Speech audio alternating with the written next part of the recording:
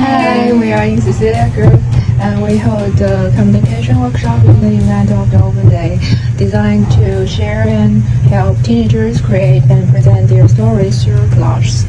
The process of the activity involves the introduction of different communication forms, the process of stop motion, and the presentation of AR effect. And our team is composed of 24 students from information experience design, animation, digital direction, and visual communication. We are mainly divided into introduction group, print group, recording group, DJ, stop motion group, and AR group in the early planning. But when we actually held the event, we were not completely restricted by grouping. We are all trying to solve the problem as we find it.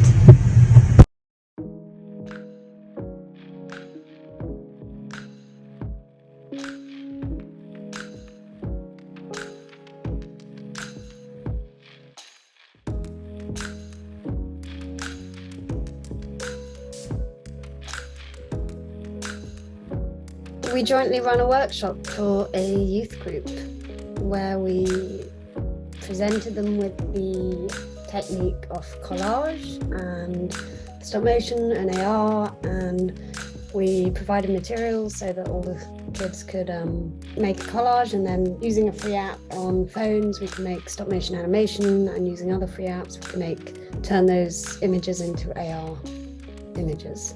The age group was 11 to 19 from a youth group called Masborough Youth Club, and they're generally an after-school club. I liked that when they came in they looked really glum and tired after school, and then they perked up a bit when we mentioned snacks, and they were really happy towards the end, I think. Or, I don't know, maybe I'm just bad at judging teenagers, but they seemed... No, I agree.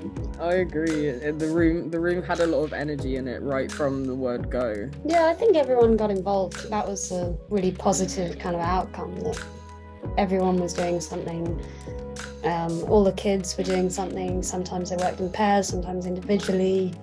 Everyone managed to get like a collage done. I think everyone did a stop motion as well. The youth leaders, even they got involved, which was really nice. Guys during the presentation, like the example of the stop motion, they start to focus because they really look quite cool and like really make some effect. So they start to feel like, oh, this is actually really cool. So I think that felt like a good example.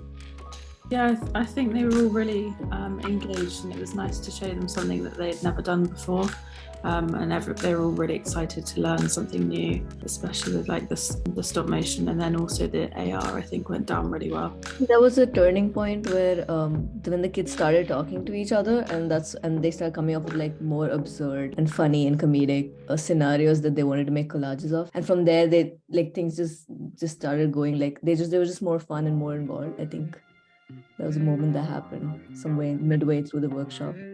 Yeah, I think it was nice that the whole goal was to be absurd and like a bit silly, because they're probably told in school not to be silly all day. And Yeah. just like, yeah, go crazy. Yeah. And then some of people quite naturally decide to collaborate together, right?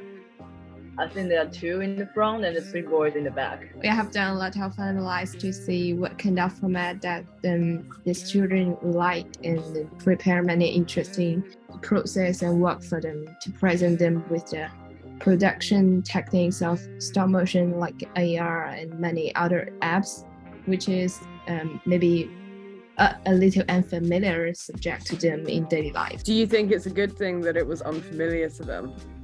Yeah, they were interested in it and explore. Maybe they will explore it more at home and show their parents how we do that. I think you're right to point out the fact that we, as a group, spent a lot of time talking beforehand about what they might enjoy. Which brings us to the next question, which is, how did we plan it? I don't know. We just gathered together. Well, we say we just got it together, but I think that we planned it really rigorously. I think we started sharing like our own like interesting.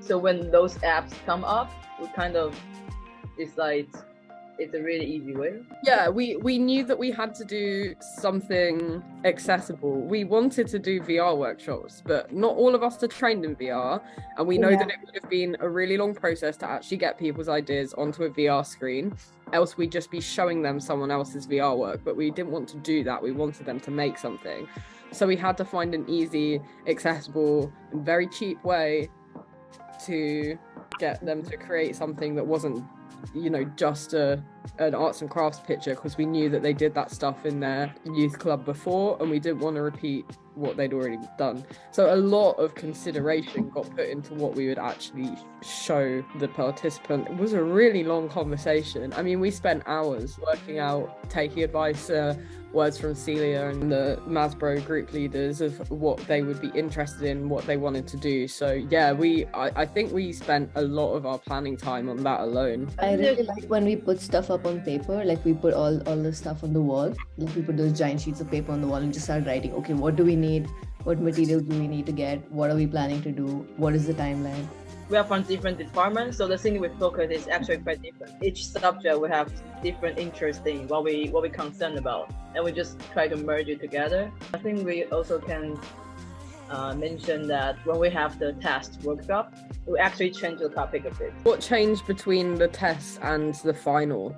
But I think we didn't just plan a workshop either. We also planned like the atmosphere. So we planned to have these pictures up around the room for inspiration, and we planned to have snacks for the kids, and we planned to have this music. Zoe made the playlist. I think if we hadn't have done that, it would have felt really cold and sterile, and they would have felt safe to be imaginative. We planned for the initial sort of instructional part to be quite a small part, and that was part of planning the atmosphere as well, because we said repeatedly, some people said, we don't want it to feel like a lesson, and we don't want it to be that they're just getting talked at.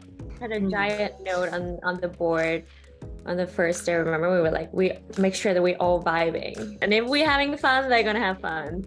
The reason I put that on the board was because we had the Making Worlds with Others community meal day, and then we had a meeting to meet up and sort of try to start planning, and then we had a meeting with Matt and Micah, in which people in the session were quite confused about what we were trying to achieve. And they said to me, what you're trying to have is just like a good experience with these people. You're trying to make a good experience with others and be vibing. The goal is to be vibing. So we made a timeline on the big wall, and in the middle it's just got this bracket along like the most of the 2 hours, and it just says vibing here. And I think we actually did achieve that. Yeah, I think we really did. Feel happy to create. It's an important thing, even we forget a lot of times. So I think that's the thing that we want to bring to them, that we can having fun at the same time and create something. Let's talk a bit about the like stuff on the wall, because we all had roles.